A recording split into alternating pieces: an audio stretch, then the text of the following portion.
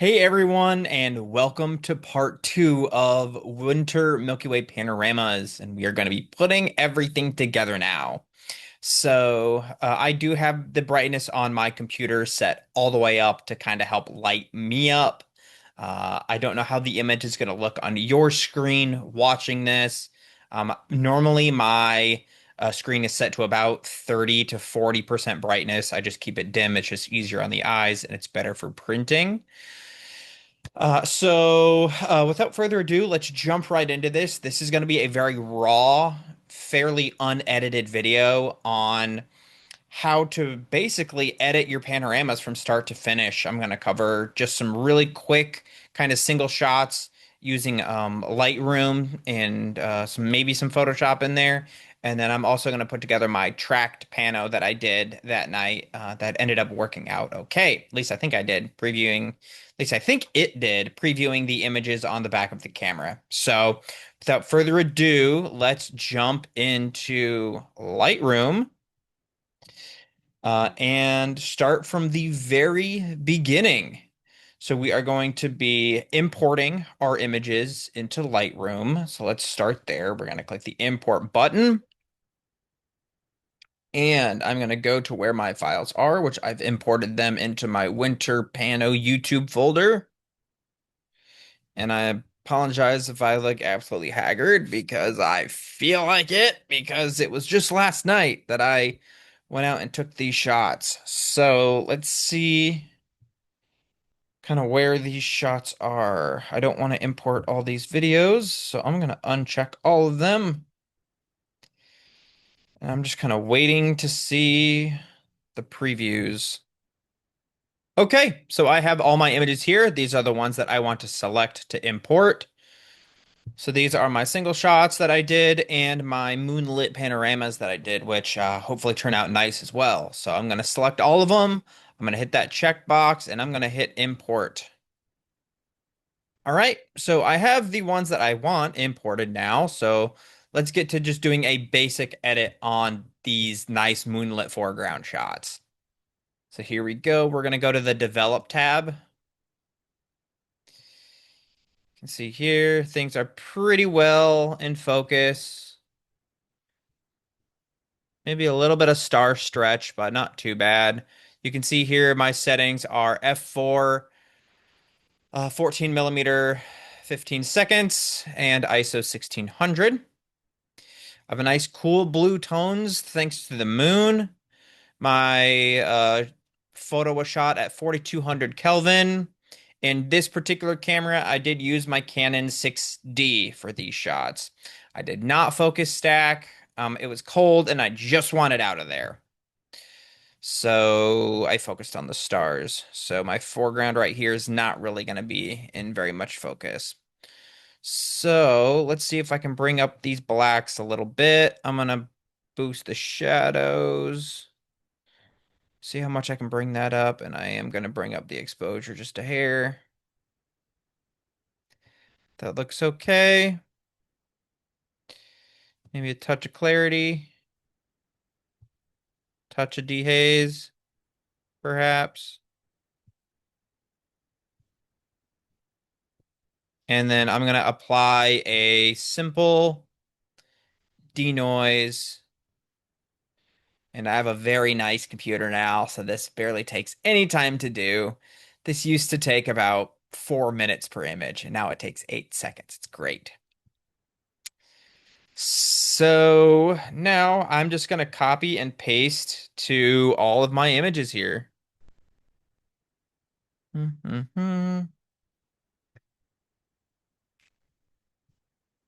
And oh, you know what? One more thing I'm going to do is I'm going to do my lens profile correction. I'm going to remove chromatic aberrations and enable distortion correction or the chromatic aberration and the profile correction. And then I'm going to sync all the shots.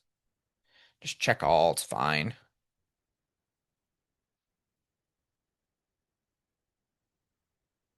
All right, now everything is copied and pasted.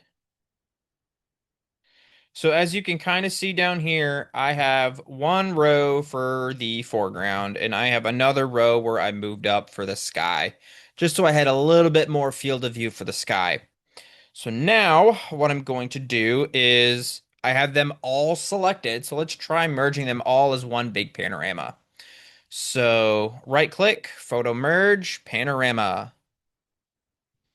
Lightroom is going to do its thing and hopefully automatically merge all the images. It looks like it did a pretty decent job. I'm going to make this window bigger. Kind of see what we're working with here. Like that. Okay. All in all, not too bad. Let's see what auto crop looks like. Don't like that. Let's see what cylindrical looks like. Don't like that. I mean, that's all right. Let's try warping a little bit. It's not too bad. And then crop it there.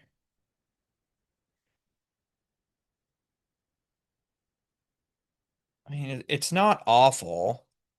What does auto settings do?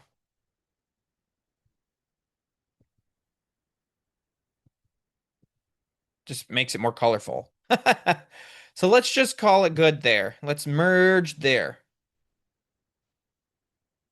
And here is my merged panorama from Lightroom.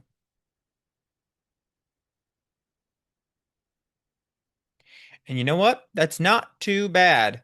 You can very faintly see the Milky Way here. It is extraordinarily faint because I was at like a 50% moon. And to put in context, kind of how hard I've been working on this shot is I have been filming this YouTube video and hiking this location for the past 2 weeks. I've done it about 4 times now. I've filmed once that ended up not saving correctly to the card, so I had to go back up, and the beginning of the video that you saw was actually the second time filming that segment. And the second time I went up, that you saw, that was a week after that, was the second time I went out to try to capture the Milky Way there. The first time I had scouted it, I thought it aligned a little bit more toward two. So I went up there, and right at 2 o'clock, the clouds came, but the Milky Way was actually a little bit more lopsided than I wanted to be. So this has been a quite the challenging project to go do with all sorts of different conditions. And every time I had gone out there, and a lot of the times I was keeping the tabs on weather where it was just way windier or it was just way colder. Last night was 10 to 15 degrees, and some of the other nights were like 0 to 5 degrees, or it was just cloudy. So it's been about 2 weeks of me trying to squeeze this into this month during the new moon, and this was the very last day to work on this shot. So I'm very excited to be putting that shot together with you guys. So as you can see here, I'm pretty much done. That's just about all you can do unless you're going to do some other, edits to this, whatever that may be. But I might try putting that together in like a PT GUI, but instead, let's put this together. So this is my shot with the Sony that I did with the same 14 millimeter lens converted to Sony. And I did track this image. I did 1 minute exposures. This is 61 seconds, but I did 60 seconds, f4 1600 as well. And then I also, yeah, that's pretty much it. So you can tell that it's very blue because of the white light pollution from Rockland. No, yeah, Rockland. It's the white light pollution is really, really bad there. So let's start with some color correcting of these images. What you want to do is you're going to want to crank the vibrance and the saturation all the way up, and you can see just how blue this is. Even shot at a 4200 Kelvin, which is typically recommended, it's still very, very blue. So let's try to find a balance of greens, pinks, yellows, and blues all in the sky here. And that should get you to a kind of better place. Okay, so there, I would say 5,000 is probably a good spot. Sorry, my cat's tail just turned my microphone. It looks like we got some greens here. Maybe add a little bit more magenta.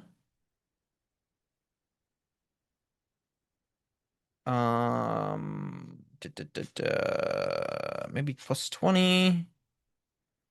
Oh, I'm losing some blues. Okay. So I think that that may be where we are going to be for our color balance. And we are going to reset vibrance and saturation. Now, if we look at the histogram here, it's a very neutral histogram when it comes to everything. We're missing a lot of color. So now, or the color is all very even, not missing color. It's just all very even. So now we are going to copy and paste it to all of the images that we're going to use here. So copy and paste at least the color balance. So just the white balance and synchronize.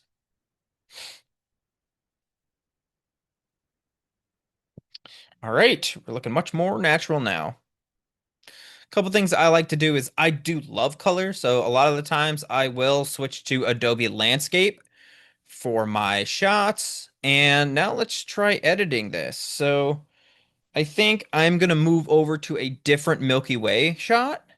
Let's do this one and edit this because I can see Orion. Honestly, I don't know why it's so lopsided because my tripod was level. I don't know why it's so lopsided, but it really doesn't matter. With PT GUI anyways, it doesn't matter. So we're gonna go to Adobe Landscape. I'm gonna increase vibrance by like 20, saturation by 10. That's just kind of where I like to start, just because like I said, I do love color. Okay. I'm gonna increase my exposure just a hair. Okay, looking better. I'm gonna decrease my highlights. Good bit. To maybe touch my whites a hair. Maybe just a little bit. Decrease that. All right. Touch of clarity. How's my dehaze? I do want to dehaze it a decent bit. It is fairly hazy. I just got to be careful. With the dehaze, you are introducing a lot of blues again. So you may want to retouch your temperature and increase it maybe just a hair. Kind of bring that back a little bit more neutral. Okay, that looks pretty decent. I'm gonna take a peek at my histogram. Looks pretty good. Typically, I would have my histogram maybe a little bit more. There. Okay, that looks pretty decent for the sky. I am going to add the profile corrections here, and that will mess with the histogram again. So let's reduce some blacks. Let's bring it back over. This helps add some contrast too. All right, that is looking pretty good. Now, I am just going to do this for the sky shots. So let's copy and paste all that edit for the sky shots. And let's take a peek at what they all look like. Okay. So it looks like we have some nice orangish air glow over here to the south. And as we move over, we got that heavy light pollution over here. It's really bad.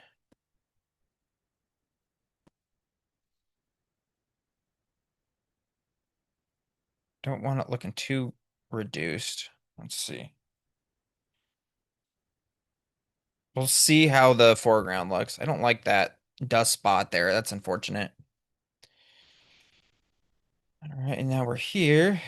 It's a very interesting difference in color between all these. It's very interesting how this is so much more blue.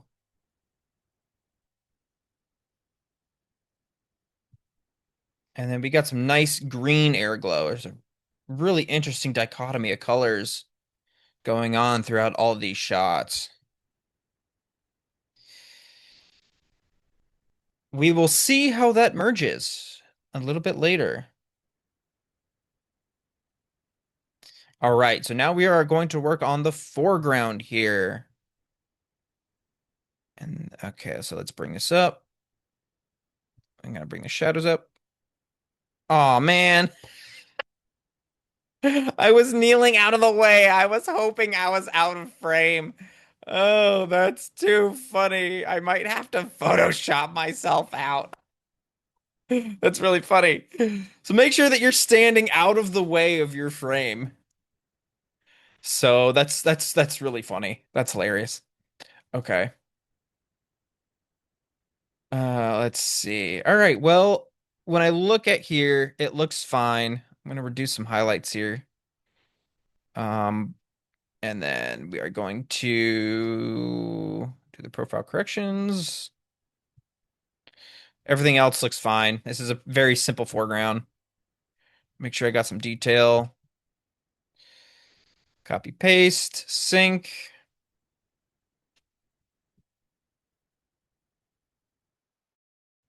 Oh yeah, I do want to change this to Adobe Landscape. I am going to sync these again, but I just need to sync the treatment profiles. All right, looks fine, right? Last but not least, I'm going to do another denoise.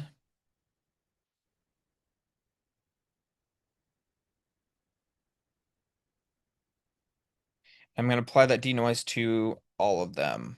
Sync. Check none, just the denoise and sync.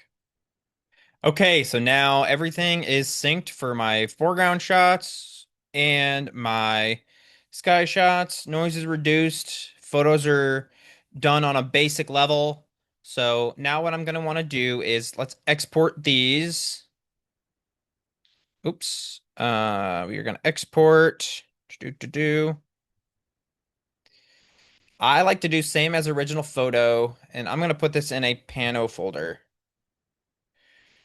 Okay, I am going to format the image as a TIFF. That is 16 bits. I am not resizing, and I'm going to put this to 300 just to be safe. I'm not going to sharpen, and no watermarks right now. In fact, I have to find my watermark image. I think it's on my other computer. And then I have to import it to the Lightroom on this computer. All right. You can also, so now we are going to open up the Panorama Stitching Program PT GUI. You can purchase this for a one-time fee, get the basic version, or you can purchase it for a larger one-time fee and get the pro version. I've had both versions. Both versions are great. Honestly, you really only need the standard version, but I will say that the pro version has some nice features. Here are all my images. We are going to open these. I used a 14 millimeter. Da, da, da, da. Not a fisheye lens. Yep. And okay. Then now that they're all loaded up here, we're going to align image. It'll pop up this panorama editor. And I'm going to move this over.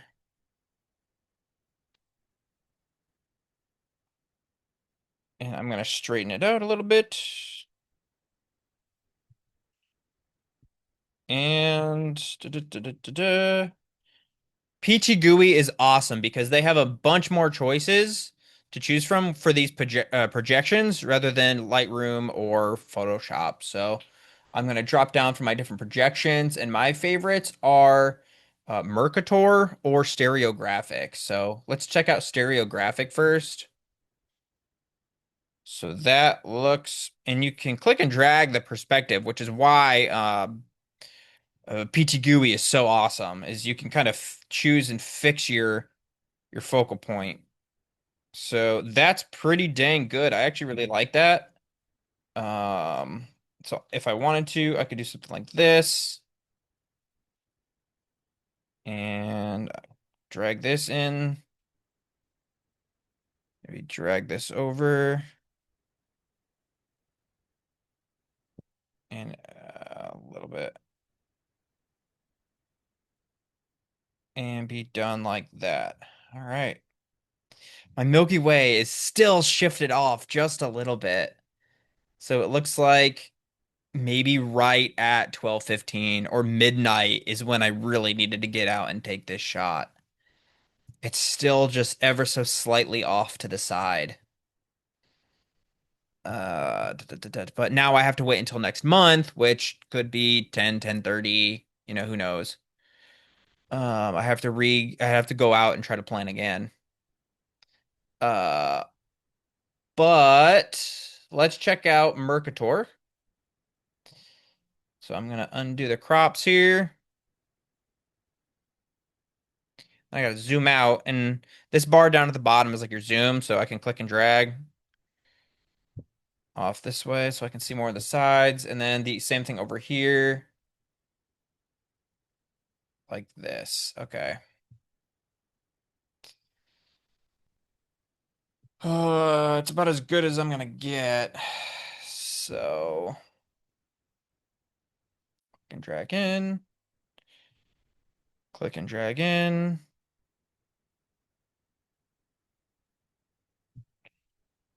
click and drag down. It's probably good. And drag up.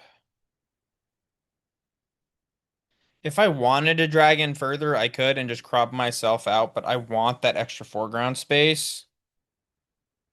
So I'm probably just going to end up removing myself in Photoshop later. Okay, cool. So this did a pretty awesome job aligning both my foreground and my sky images. So now I have my basic framing for both. So what I'm going to do now is I'm going to minimize this panorama editor window. Now I'm going to go to source images. I'm going to click on any of the shots of that type. So like I'm clicking on all my sky shots. I'm going to right click. I'm going to say exclude from panorama. So now if I open up that panorama editor window again, I now only have, excuse me, I now only have my sky shots. So now I am gonna go to create panorama. Again, we're gonna do a TIFF. Click on here, 16 bits, no compression. All right. And click OK for the third time. And I like to name it. So this is just the regular name of the file, but I'm gonna add in the word foreground here because this is my foreground pano. I'm gonna hit create. Great, that's now done. Go back to your source images. These are already selected, so you can click right click and since include only selected images, because right now these are deselected. So now we'll flip them. Now these are deselected, and now these are selected. So just to double check, if we take a peek at this editor, we are now at the sky shots, which is perfect. And we go to create panorama. And now we just want to fix the name here. Let's call this sky. And create. All right, back over to Lightroom. Back to the library tab. We are going to import. These are the two shots right here. I'm going to uncheck all. I'm just going to check these two. Now we are going to import. Okay, so now that these are both in Lightroom, very cool. Select both. Right click, edit in, open as layers in Photoshop. Okay, so now both layers are open in Photoshop. You always want to have your foreground layer on top. So now that that is done, let's take care of me first. So let's grab the eraser tool. I'm going to increase the size here, and I'm going to erase myself. Works for me. Cool. So now that that's taken care of, we are going to now select the sky. So let's look at everything here. Looks pretty decent in terms of how everything is set up, and it's matched the sky foreground fairly well. So let's start with the simplest selection of the sky. That is just the select sky function. Usually that does pretty well.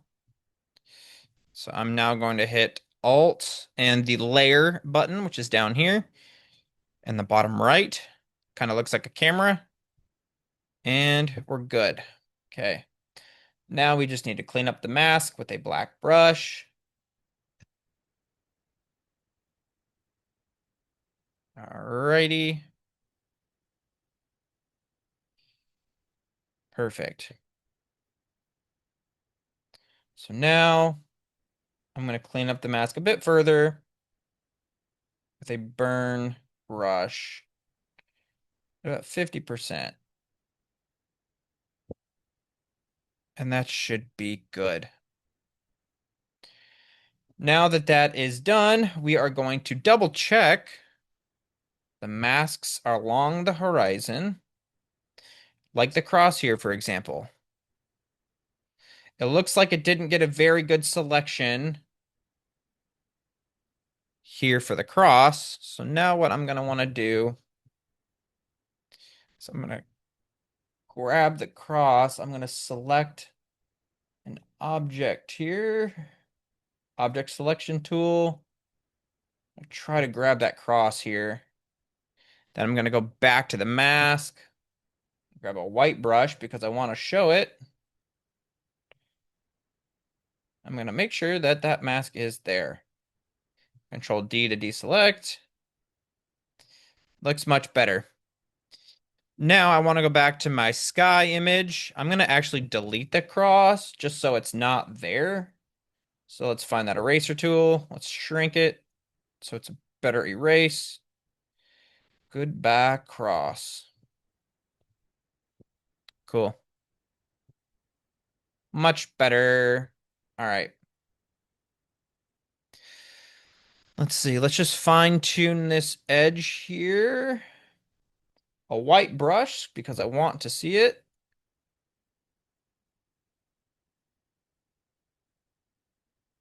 All right.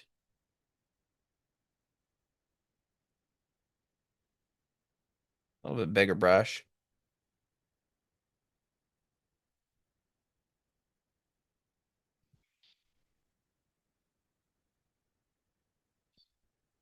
So as you can see here, the foreground of the sky layer is showing behind the foreground layer that you have that you took for your non-tracked foreground shot. So you have a couple things that you can do here.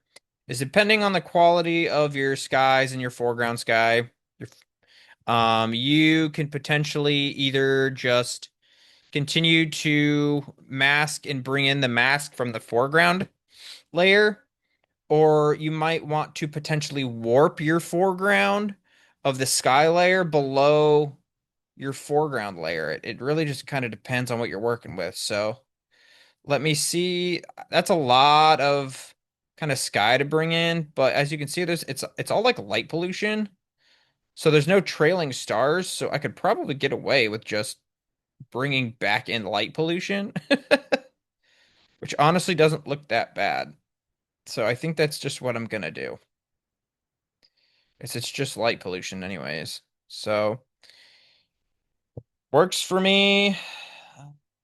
And what else? Just making sure I can see all my foreground. Should be good.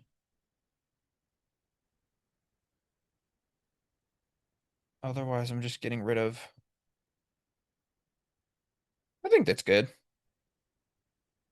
Cool. Oh, wrong button. Control 0 will show me the whole pano. So otherwise, that's looking pretty dang good. I think I do need to warp this section a little bit, but you can't really tell. But let's try. We're gonna select this, control, click on the layer. Let's see. I am going to then control T, transform, right click, warp. I'm just gonna move this a little bit. So you see how it's moving everything around? That just looks a little bit better.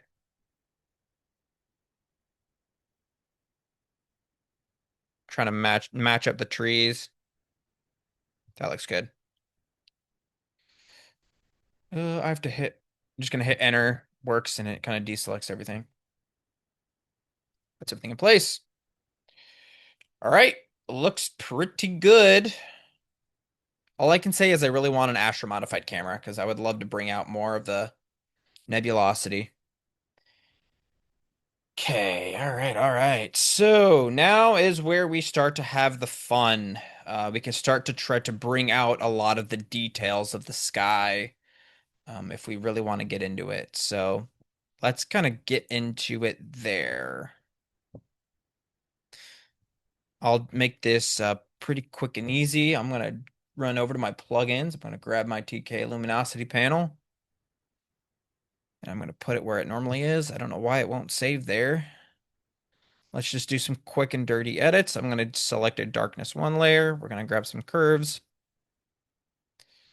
I'm going to bring this curve down.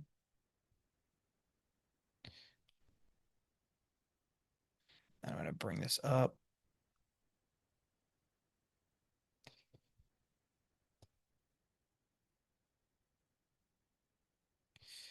Okay, let's grab a brightness 1, curves again.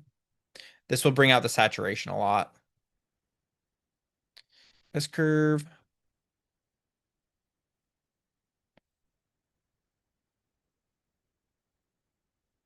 Let's see.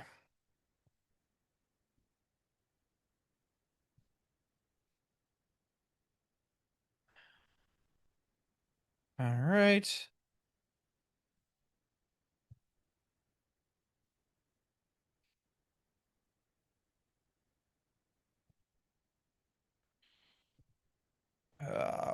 Maybe a darks 3. Let's see. All right.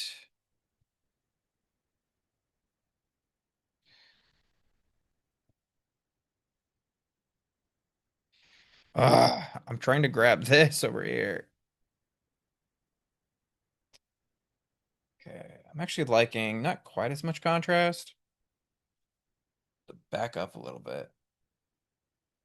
I think that's okay. Let's see, go back to my layers. Let's check these out. Okay, that's definitely good. Yeah, like that. Let's see.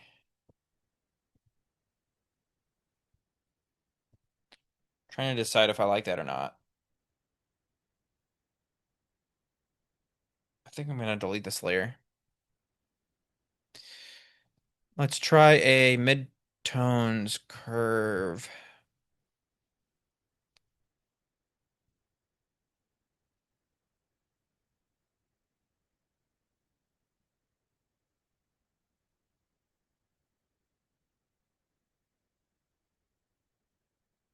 Pretty good. It's really starting to bring out that light pollution though. It is what it is. Pretty decent dark sky though. Let's see. Oh, I need to go to layers. That's where I'm at. Okay.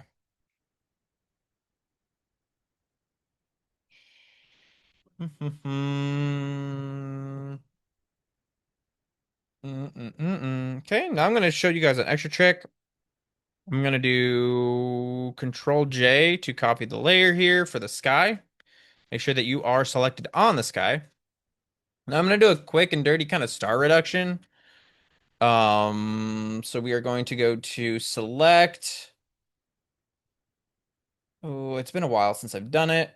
Normally I make a starless layer, which I'm not doing for this. Color range, that's it. Color range, it is highlights.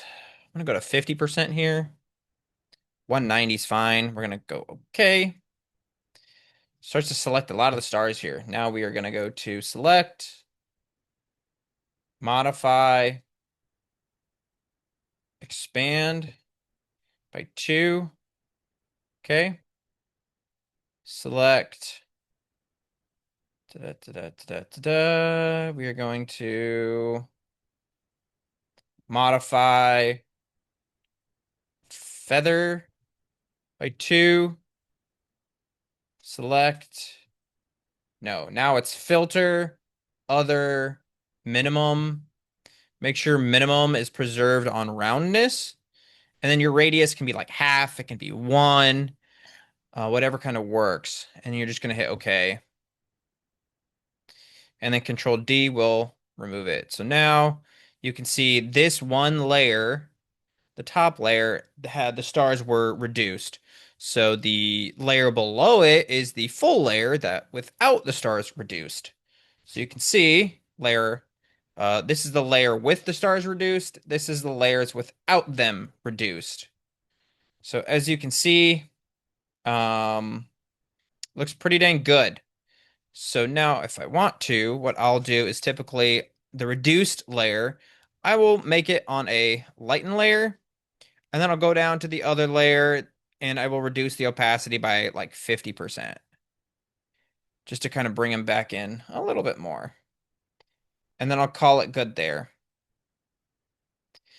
Looks pretty good to me overall. Otherwise, the only thing I would do is maybe enhance the Milky Way just a touch, if I could. Usually it's more easily done through a starless layer. I invert this mask. Going to go to a white brush here, and I'm going to cover the Milky Way.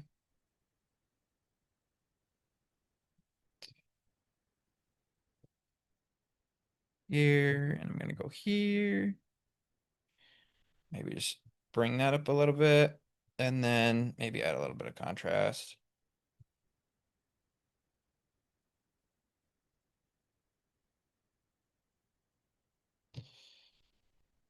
Let's see, and just call it good there. I've definitely made some better images, but all in all, I'm super happy with this. Last but not least, I am going to add a manual vignette. So let's zoom out of here.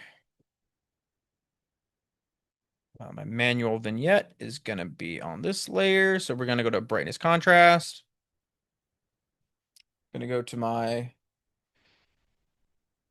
whatchamacallit? I forgot what these are called. Gradients. Then I'm going to create my gradient here. I'm going to bring this down like that. Center it a little bit better. And I need to invert this mask. And then add my gradient.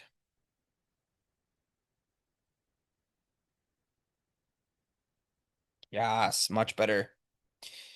And what I can actually do is I can copy this, Control J, and I'm going to invert it.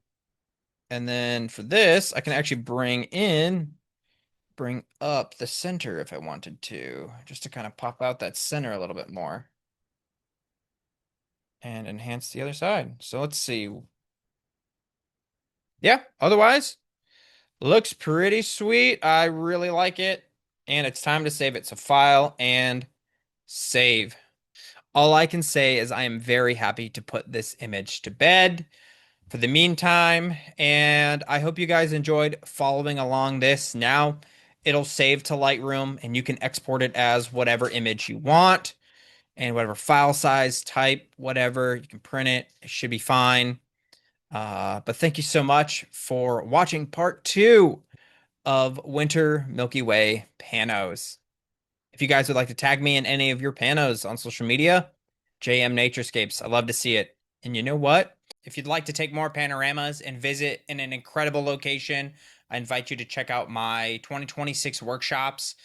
I have two Acadia National Park workshops in Maine, or an April workshop focused on specifically taking panoramas. And then I have my Expedition Acadia workshop for its second annual workshop. It's going to be in July, and that is a much longer workshop that has more cool stuff to do, such as wildlife photography and some daytime stuff as well. So, hope to see you guys at some of my workshops, and thanks again for watching. Take care.